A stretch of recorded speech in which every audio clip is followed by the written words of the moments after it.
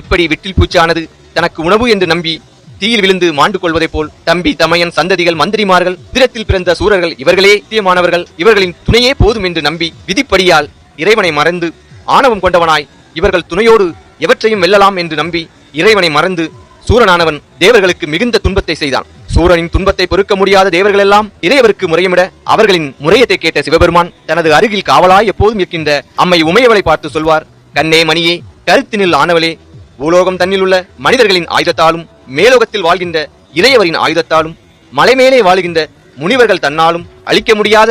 வரத்தை நாம் அச்சூரர்களுக்கு கொடுத்தோம். அந்த வரத்தின் பயனால் சூரர்கள் கொடுமை செய்ய அந்த கொடுமையை தாங்க முடியாமல் தேவர்கள் எல்லாம் நம்மிடம் முறையமிட அந்த முறையத்தை தாங்க முடியவில்லை என்று அம்மையிடம் சொல்வார். அப்போது அம்மை சொல்வார், மலைலோகம் மேலோகம் பூலோகம் இவற்றில் வாழ்பவர்களால் அசுரனை அழிக்க முடியாவிட்டாலும் கடலிலே பள்ளி கொள்கின்ற ஆண்டியாகிய அச்சுதனார் உண்டு என்பதை தாங்கள் மறந்தீர்களா? அது மட்டுமல்ல, முன்பு சூரனுக்கு சாபமிட்டு கடலுக்குள் மந்திரபுர கணையாக மாயவருடைய பக்கத்தில் இருக்கின்ற சுருதி முனியை தாங்கள் மறந்தீர்களா என்று சொல்ல அம்மையின் ஆறுதல் மொழியை கேட்ட சிவபெருமான் மகிழ்ச்சி அடைந்து திருமாலை வரவழைத்து செய்தியெல்லாம் சொல்வார். அனைத்துக்கும் காரணமான சாலப்பொருளும் சிவபெருமானின் கோரிக்கைக்கு சம்மதித்து கடலுக்குள்ளே வளர்ந்திருக்கின்ற மந்திரபுர கணையை எடுத்து அம்பில் ஏற்றி சிரித்து கொண்டே அம்பை தொடுக்க அம்பின் பகையாலும் ஒவ்வொரு யுகங்களிலும் அவதரித்து அழிப்பேன் என்கின்ற புரோணி மேல் கொண்ட திருமாலின் பகையாலும் சூரனுடைய ராஜ்யம் முழுவதும் சாம்பலாக அழித்து சூரர்கள் இருவருடைய தலையும் அறுத்துவிட்டு அம்பும் கடலுக்குள் தீர்த்தமாடி நாராயணரின் பாதத்தை பணிந்து உயர்வான வைகுண்ட பதவியை கேட்க நாராயணரும் வைகுண்ட பதவியை கொடுக்க அந்த யுகத்தை மாயன் அளித்தார்.